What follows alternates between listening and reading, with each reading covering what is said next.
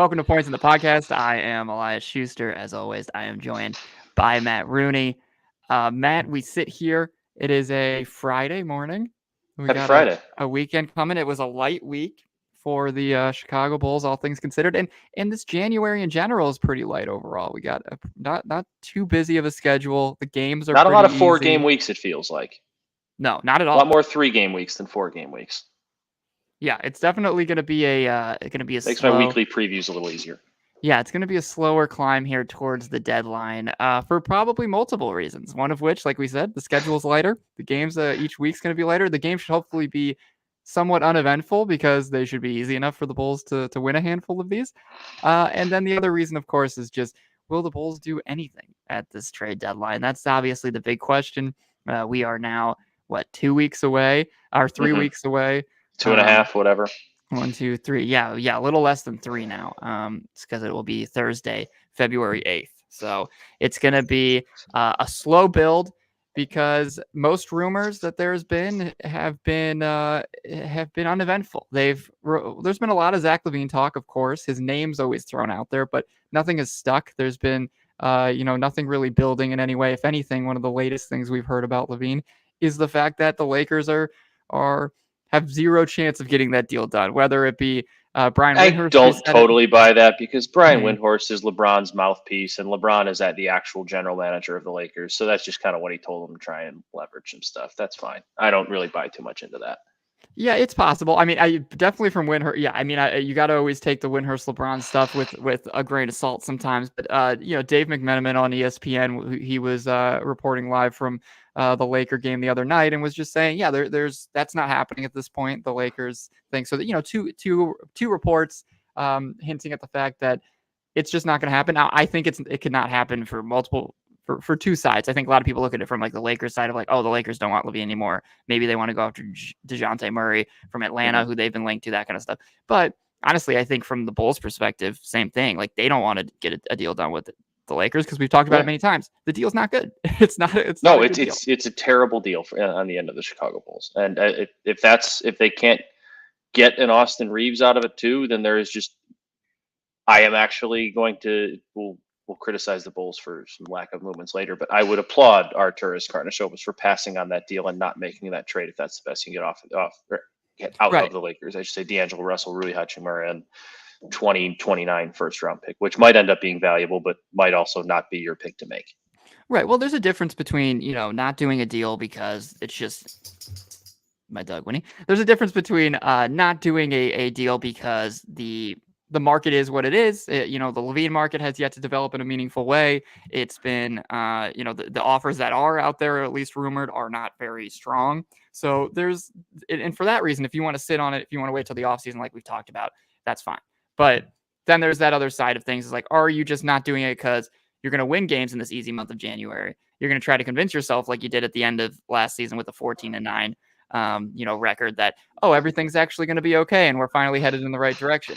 That's the other side of things that gets that I think a lot of Bulls fans are worried about and right now foresee as being the potential, the potential reasoning for inactivity. Yeah, it does still seem though like that there haven't been any the relationship between LaVine and the Bulls doesn't seem to be a bad one. Like we've talked about that several times. Like there's no like ill will. It's just they both seem to want to change the scenery, and it doesn't really seem like there's been much change from that narrative either. Despite LaVine coming back and playing well, like there have been no leaked reports that things are going well and Zach's kind of changing his mind. Like that's a fair point. Hasn't come out yet, which leads me to I would like the Bulls to find a trade partner for DeMar. I would like them to find a trade partner for Andre Drummond. I would like them to try to find a trade partner for Alex Caruso at the right price. But part of me feels like if you trade Zach at this deadline, unless you had a great post outlining the Pascal Siakam return on paper, it looks like a lot, but really it's one guy who's going to be, Bruce Brown, who's last year of his contract next year, and three first round picks for sure. Good role player, but like 3 first round picks that are going to be back end of the first round. So like, what are those really? Like first round pick looks nice, but what does that really entail?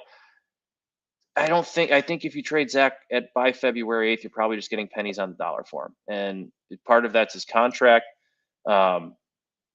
part of that is the fact that he missed so much time this year. But like, if you take this into the offseason and this team does, I don't want to say make a run, because a run, they're not going to make a run, but say they do go to the play-in and Zach plays well in the play-in and they, get to the first round and then they lose to Milwaukee or Boston 4-1, but Zach plays well. Like, then you go into the offseason, all right, he's only got 3 years left and he impacted winning, quote unquote. And you had a guy that played a complete style of basketball in the postseason. Like, that's a guy you can then turn around and get maybe a Donovan Mitchell type ish return for, maybe a little bit less, because he's not quite Donovan Mitchell, and that's not really a knock on him. Donovan Mitchell's just amazing, or maybe he's just a Bulls killer, or both. I'm not really sure. Both, yeah, probably. But I feel like holding off until the offseason at this point, I feel like that's the way to get the most. Yeah, but what you said is because you're just not going to, you're going to trade him for pennies on the dollar. Yeah, I mean, I think what you said at the beginning is key, and kind of what we should probably change our tone to over these next handful of episodes leading up to the deadline, is just this idea that unless something really groundbreaking, I guess groundbreaking, wrong word, whatever, unless a rumor really heats up, so the Levine thing probably isn't happening at this point. You said, I don't think they should not accept pennies on the dollar. I don't think they will. That doesn't mean the return's going to be amazing sometime soon, but his value's never been lower, and there is a good chance when he's a two-time All-Star in his prime that the value will get better, because also you got to think about it this offseason, one less year on the contract. Even if he does continue to play a all-round game, that will catch people's eye for a larger sample size than this. So there's it makes sense to wait. And so with that being the case, you have to turn your attention to DeMar DeRozan, Alex Caruso, Andre Drummond. That's the big question: is are the Bulls now going to, just because they can't trade Levine, does that mean that they're going to just not trade anybody? Because, or do they finally pivot their mindset to going, okay, we can't trade Levine, but we obviously know that this roster still needs to change? Because the reports out there that we've heard many times now is like, oh, the team wants to trade Levine and then see what they look like after that, and like see, because maybe they get win now pieces for Levine and the team looks better. No, that can't be their mindset. It's a stupid mindset. It's a silly one in my mind. I understood it to an extent that far away from the deadline, of being like, okay, if we get something done, let's see what it is for Levine, and then we'll move on to the next pieces. But if you're this close, it's clearly not happening with Levine. You can't waste your time and sit out a transactional period just because you couldn't get your first preferred deal done. Now you do have to go and consider the DeMar DeRozan one, because he's an unrestricted free agent this offseason. Now you do have to go and consider the Alex Caruso one, because his value is probably never going to be higher than it is right now. And then Andre Drummond, another unrestricted free agent, probably teams looking for veteran bigs that are going to want him. So it's time for them to change their minds and look closer at these other deals that are out there. Because just because you can't get the Levine deal done doesn't mean you need to sit out completely, right?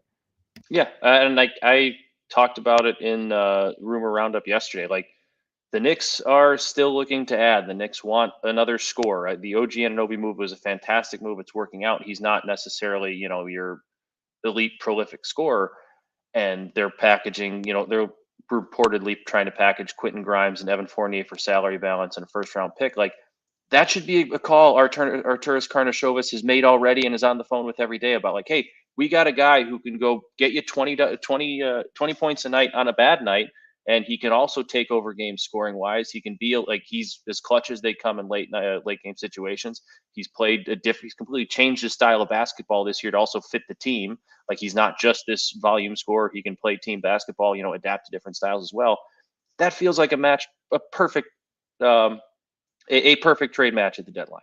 I feel like DeMar is exactly what the Knicks would be looking for. And that's not to say Quentin Grimes a good play. He's not a great young asset coming back. He's a guy that's kind of fallen out of favor, but the rotation, just because they've made some additions. But he's a 6'5" guard who plays decent defense and shoots 40% from three. Like, all right, we'll take a flyer on him. We're not bringing DeMar back next year. God, I hope not. That's no offense to DeMar, but let's start taking flyers on guys like that. Right. And I think, even if it's not, I agree with you. I think the Knicks thing could make sense. But even if and I think that was one of his preferred destinations. There was a report earlier this year. I can't remember who it was from. I'm sure everyone's preferred destination is LA, New York, and Miami. Yeah, he had two things on his list, he never has talked. There's never been reports about him talking with the organization, but it was just kind of a rumor that if he was going to go anywhere, he would like it to be Miami or New York. And so I think New York could make a lot of sense. That could be a place that he goes.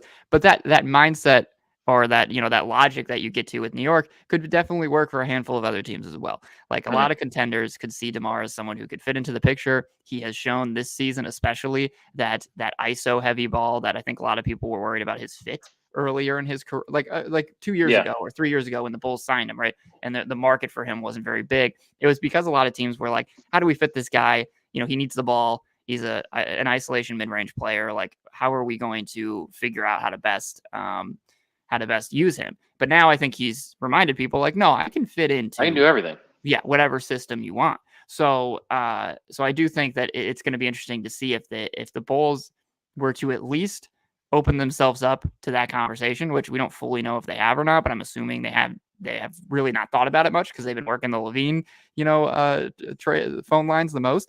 So if they just open themselves up to these DeMar conversations, they might be surprised by who arises by February 8th to have interest. And For sure. that's just what it comes down to, is this team is not in a position to not take any phone calls. So I think we'll see if they finally realize that. But I think last night, we can talk a little bit about the Raptors game that they played on I wanted to Thursday wear my night. North Carolina sweatshirt because Kobe's just, I love Kobe. He's the guy. It's his Kobe team is now. the dude. I mean, yeah, It's his team. It's his a team. great clutch drive at the end of the game to kind of seal it. It was a dagger drive, and he was playing extremely well. He continues to play well-rounded basketball, which is the most important. He's contributing and impacting both ends of the floor. So He's last night's impacting game, winning. yeah, he's impacting winning. So that's definitely it's been encouraging to continue to see him do that, even with Levine back and everything. We've talked about that before on the show, but I think to continue to see what he does in the fourth quarter is super, super encouraging because, and Winnie loves Kobe White. It's been very encouraging to see what he's done in the fourth quarter specifically. And the thing I also liked about last night's game against Toronto is Toronto's defense last 10 games has been pretty god awful. They've been like sixth worst. Yeah, sixth worst, I think, in the NBA. And they've just been really struggling to keep opponents out of the paint. They've been bottom 10 in points in the paint allowed per game. And so there's been a lot of opportunity there was a lot of opportunity in that game for Vucevic to take over, which the team recognized early on, and he did. Vucevic played well. He should against a team that was forced to play small without Jakob Poeltl out there. And then Kobe also recognizing, hey, I don't need to shoot as many threes in this game. I can just put my head down and get to the rim. And it's those moments that continue to show growth from someone like Kobe, in my opinion, because it's reading the game, recognizing what is needed in those spots, in those moments. In the fourth quarter, he could try to settle for his jumper, but he was 1 for 6 from 3. So instead, he decides to, he tries to go for like we said, put his head down and go to the rim. So yeah. Those are like the little moments here and there, even though obviously his stats are better. The box score continues to look good each night, but it's those type of things on the floor. He had 2 good steals. Honestly, he was reading the 2 steals. He read the passing lanes really, really well. One, it got a little bit crowded on the floor and he just was able to kind of sneak in there and grab it. But then the other one, he definitely read he was hovering between the 2 defenders well, and I wish I could like pull up the play. We should figure out a way to do that. But it was good stuff. There's little moments there now on both ends that he's just showing his court vision has improved tremendously, and so it's encouraging to continue to see him build in that way. Yeah, and I think I've used this comparison. I don't know if I remember if I used it in the offseason saying what I'd like to see him or when he started this little run, but like you talk about it in football with quarterbacks, like you want to see the game start to slow down for them. For Kobe, it seems like the game is starting to slow down. He's no longer just when he gets the ball, like I gotta catch and shoot, get up a 3 or get rid of the ball. Like he's seeing the game, like you said, so much better. It seems like he's understanding the game so much better. He's getting a much better feel for it. Like he's becoming much more of like a floor general on offense, like running the actual, like being an actual point guard as opposed to just bringing it up, dishing it off to Zach and starting to look for an open catch and shoot opportunity. Like he seems like he's feeling and seeing the game so much better than he ever has in his career. And I know we've said it, but like, I'm so happy this seems to be more than just a flash in the pan, that this wasn't just a 2-week hot streak when Zach and Navarre were out, that this is like legitimately who he seems to be now. Yeah, the fact that this continues the sample size continues to grow is obviously extremely encouraging. And does this mean that he's going to become a 1A on a championship team or even a 2A? Like, no, but it just means that he's clearly a piece right now at 23 years old that you can Yeah, feel good about having in your starting lineup, it giving a seems little like more he could be the responsibility. starting point guard on a championship team. Potentially, I think that's still high, high praise, but I think he Mhm. could definitely be a starter on a good At playoff least team, at this least version of the it. way he's playing right now. Yeah. So I mean, we obviously will need to see him do it in a way that are just with different guys with a different team in an actual more competitive environment from a night to Mhm. night basis, like on a winning team. But you're right. The reason they've won 20 games is is almost put, 50% of that or more, 60, 70 is put on Yeah, Kobe's shoulders because of the for improvements sure. he's made this year. So Yeah. that's been super encouraging to watch. But the funny thing too about last night's game against the Raptors was that like been the Spider-Man meme the past few years, Oh yeah. Toronto and Chicago for multiple reasons, both because of how they've been off the court and the way they've handled things, transactionally and as the executives, but then on the court too. And last night was another example because Bulls shot 52% from the field. Toronto shot 50%. Bulls shot 25% from three. Toronto shot 26%. They both stole the ball 7 times. They both had 30 assists for Chicago, 31 assists for Toronto. So it was another game that was super close, felt identical in a lot of ways in the way that they were playing. I mean, Toronto's, obviously they're hustling more. They scored more points in fast break. Mhm. The Bulls were able to kind of more dominate in second chance department. And then obviously we talked about scoring in the paint was a big deal. They had 74 points in the paint last night, which is their only the second time they've reached that many in the past like 4 seasons. So that was that they got it done in different ways, but Mhm. there was still so much overlap there. And what I thought about was I think that's going to be the last time we see this, because I think the last like 10 games or so between these two teams have been close, have felt like they're in the same spot. They're the same type of team. They've been competing for the same play-in spots, all that. But I think that's going to change now. And the reason that's going to change is because Toronto's done what Chicago should do. Maybe it won't change if Chicago does what Toronto does, but and it will It again won't. stay even. But Toronto has finally, understood the changes that they've needed to make. They've finally decided we're going to move on from Pascal Siakam. We're going to move on from OG Anunoby. We have to build around our young player and Scotty Barnes, try to get more young talent and take a step back because we can't keep hanging out in this land of mediocrity. So it's always been the past 2 years. When is Chicago and Toronto, they're the favorite blow it up teams in the NBA. They have these veteran assets that the team's just not good enough. They need to take a step back, all this stuff. And Toronto's finally done it. And they got decent value. They probably could have got better value last year for Anunoby or Siakam Mhm. even potentially. But they finally they finally did what they needed to do. And so the question is, the Bulls last night playing them, a team that traded their best player the day before, was on the back end of a back-to-back. They were down with 5 minutes. The Bulls were down with 4:40 to go to this Raptors team that was a makeshift Raptors team. It's not to say they don't have good players. They do. They have plenty of good young players, but they were just put together and they just traded their best player, and you still almost lost to them. And that should show you that just what are you doing? What is this? What is the point of what Be honest, Eli. what you're You were a doing? little part of you was kind of hoping they lose that, so you could write about it a little bit more, just a little bit. No, It's okay. I honestly, I'm not. I don't It's even gonna okay. You say. could give in to the dark side. No, I wasn't. I mean, I I do know. I hope know. that I know. I they. know.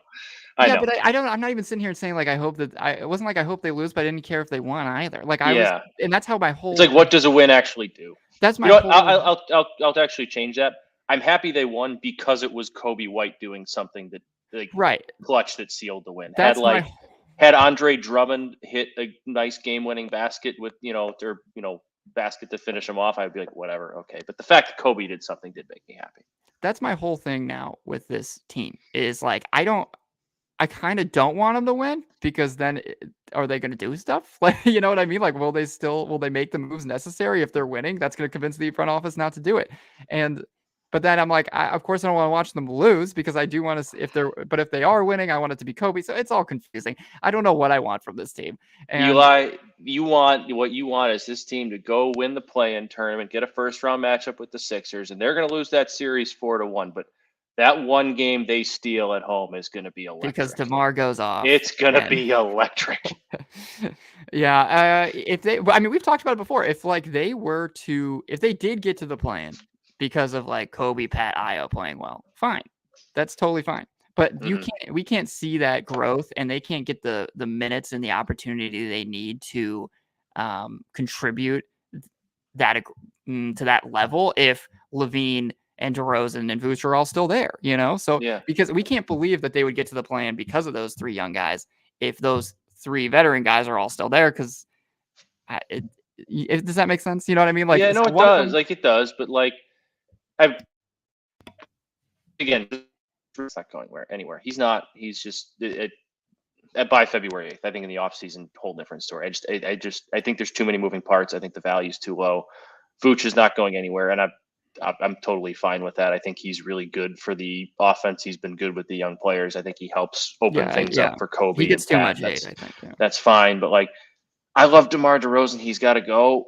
As much as I would love to see those guys get like a play and run and like see what they're like in the playoffs, I feel like just being in a play, like a race down the stretch for the play-in tournament, like a quote unquote playoff chase, even though it's not really the playoffs, those games are elevated. And while it's not necessarily playoff pressure, seeing what Patrick Williams, what Kobe White do when they're, down the stretch, when DeMar's not there, when maybe Zach's hurt or sitting out or whatever, like in those meaningful games, is a pretty good substitute if you don't make the play-in tournament. Well, that's the still learn a lot optimistic from viewpoint. If you want to root for, if you still want to root for, even if they do nothing at the deadline, and you still want to root for this team to be reaching for the plan, it's because Kobe has a bigger role currently, and he's having more opportunities in those higher leverage situations. So same thing with Pat and Io. I think the only point that I was saying was if those big three are there and you're in those big games, can we still be sure that those opportunities are there for Kobe, Patrick, and Io, and at least Kobe, we feel pretty confident they'll be there because he's just going to take them at this point. He's confident. We saw last night's game. Like, he's just going to, when the ball's in his hands down the stretch, not only is it better for the team, but he's confident and he's going to grab that opportunity. For sure. Where I still don't know if Patrick and Io will do that. And Io obviously is not even in closing lineup situations right now. So, it'll be, that is a good way to look at it, though. If they don't do anything, this team continues to push for the plan, and even though they're going to end up going nowhere, we can at least look at it from the standpoint of, okay, at least Kobe's continuing to learn something here, and some of these young guys are. I just wish they would add more young guys to have those young guys. Yeah, like I know I said it, but like trade DeMar to take advantage of this Quentin Grimes, Evan Fournier thing. Like, throw Quentin Grimes in there. He's a talented-ish guard who can, maybe you find something with him in this system and playing with Kobe. And I don't know, like, why not see what you can do with some potential young pieces? Right. And because I think, again, the Toronto thing, if that shows you anything, this team that's full of young guys that they're still taking a step back, but Toronto with these young guys can still compete for a play-in spot.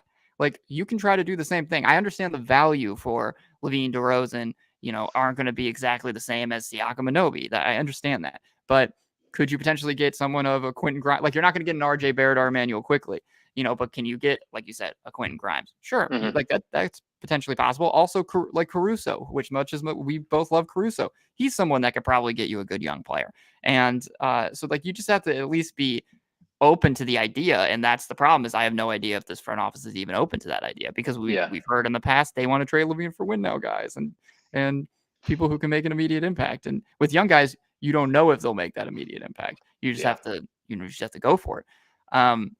So yeah, speaking of all that, I did write over at Bleacher Nation. You can go read the post. I want to talk about just how few moves this organization has made over the past couple of years.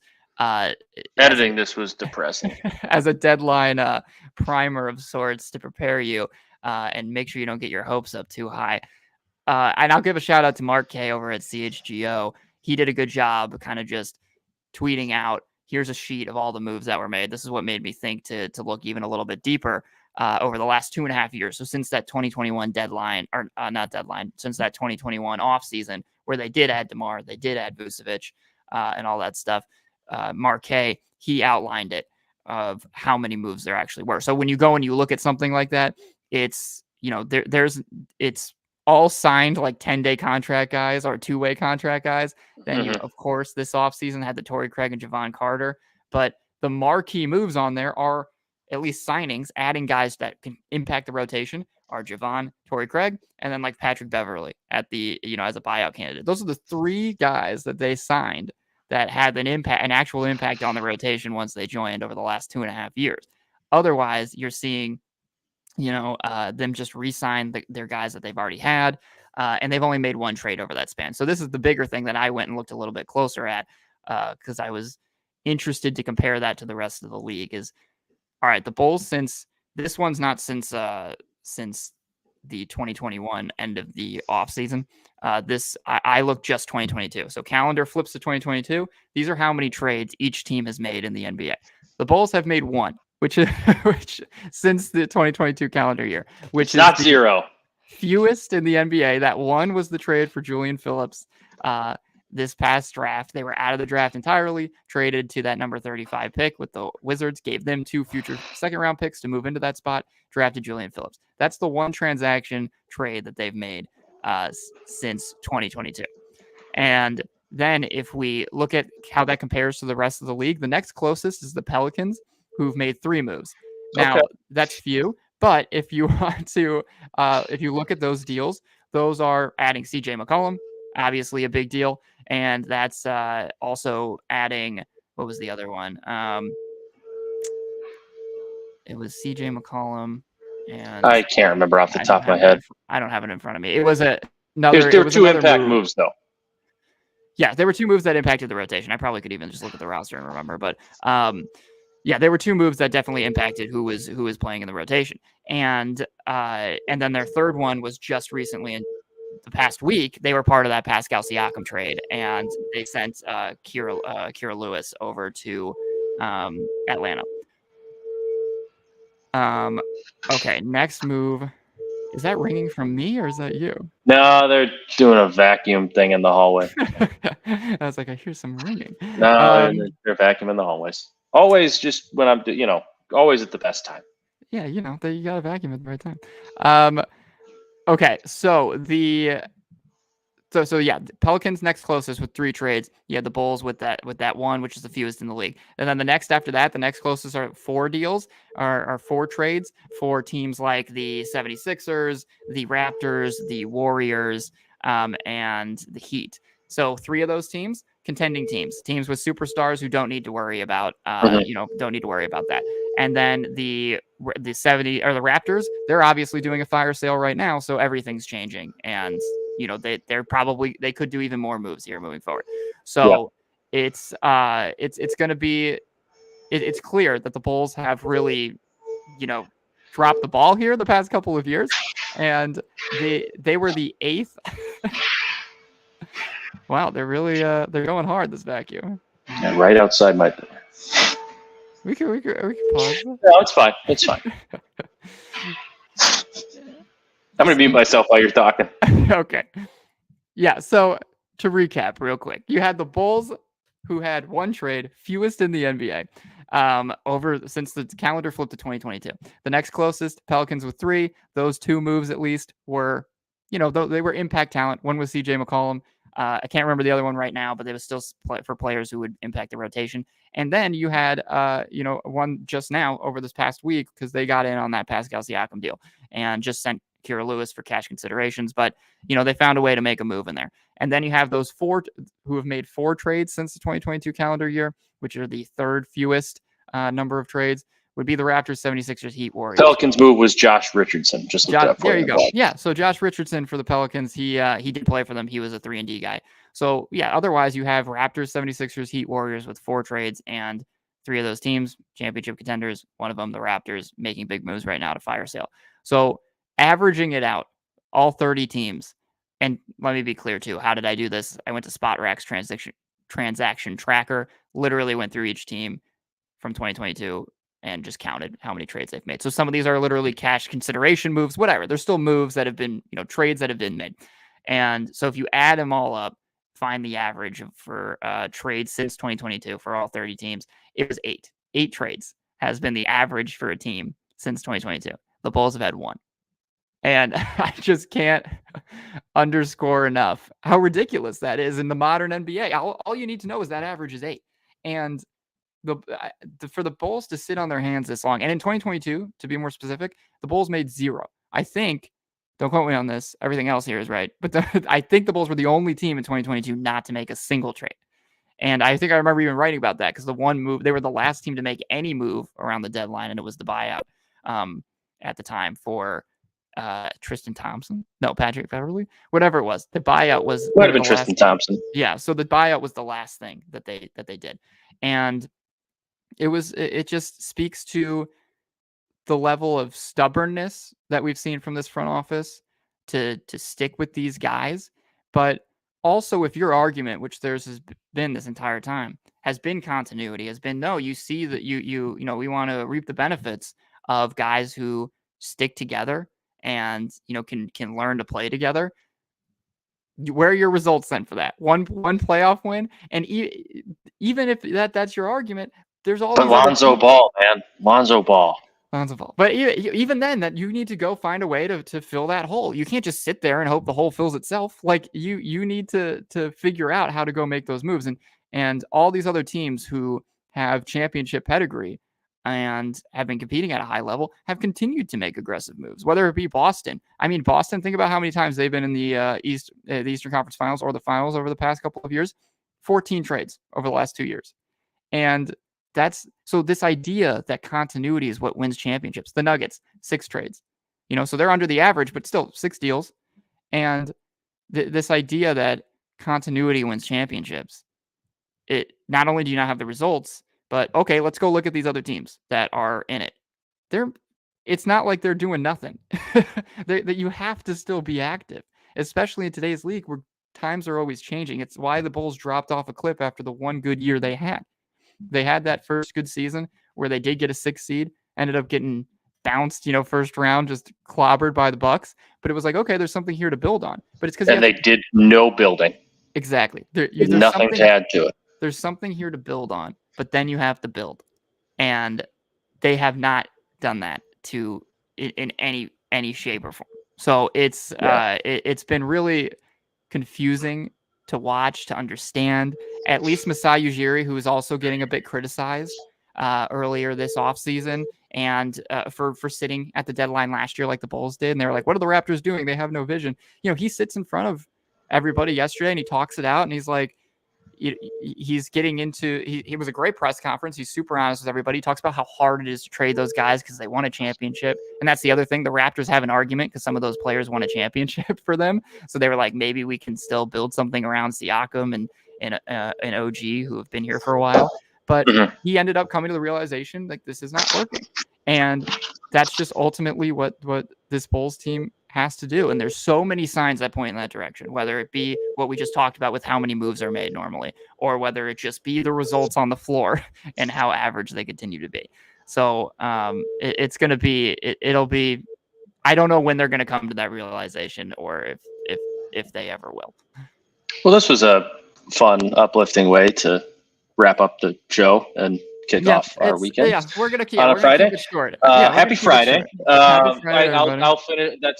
I'll finish with this. I think it's funny and hilarious. That's more depressing than funny, but hilariously ironic that we're going to have 2 consecutive regimes that are going to hinge their arguments, reasons for why their master plan didn't work out on a point guard suffering a career-altering knee injury.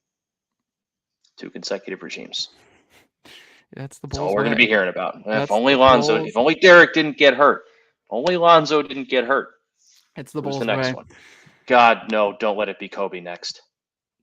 Hey, knock on wood right now. I just did. I had a bad thought. Bad thought. All right. Well, that's we're gonna wrap it up. We're gonna keep it short this week. Obviously, my dog's running around. Matt's got vacuums. We also got a busy Friday ahead. So. What if your dog was here to chase the vacuum? I feel like that would be even more hectic. That would work. Maybe that would my work. dog We'd get him out of here. Maybe my dog was vacuuming. Dogs can't vacuum, Eli. They don't have thumbs. They don't need thumbs. They could just push their little paws. And so we'll be back next week to talk more. If in the meantime, bleachernation.com, there's lots of content up there this week about the trade deadline. I did a little tips and tricks for navigating the Chicago Bulls trade season. Some real tips in there, some fake tips.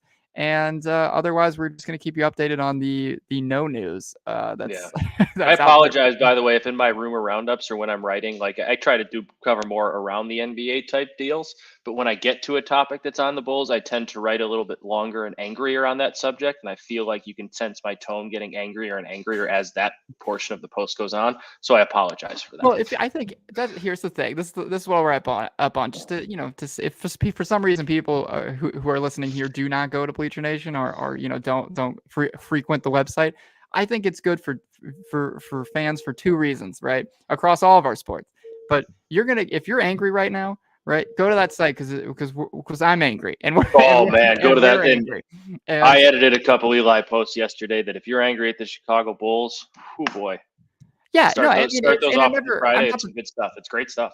I'm not the type that goes to No, rip people to you're one of the shreds, but most easygoing people though. Like and so like nice, and the fact that I'm reading this like passion, like do something. yeah, and it's just so but I think that's what I was gonna say is there's a good mix of if you want some stuff to be optimistic about, of course we're always gonna throw that out there. If you want, if you're Yeah, upset because how the team's doing, we don't shy away from talking about those things. We obviously get into all of it, so it's a good balance, I think, yeah, of we're I try to be a realist about it, and I think everybody else does about the yeah. team. Is obviously we would like them to succeed. That's better for everybody, but I feel like everyone does a good job of trying to. While you might be on one side of the fence or another, at least seeing both sides of the fence and 100%. I think presenting both that's sides. what we try to do at Bleacher Nation. So if you're Yeah, upset and you want event, you can always go over there. We're doing that. But if you also want some things to be optimistic about, you can go do you can that. go there too. Like Alex Caruso, he's played so well this year. He set a new season high in threes already. I wrote about that. He's only played 35 or 36 games, and he's already has a Wow. new season high in threes. So that's exciting.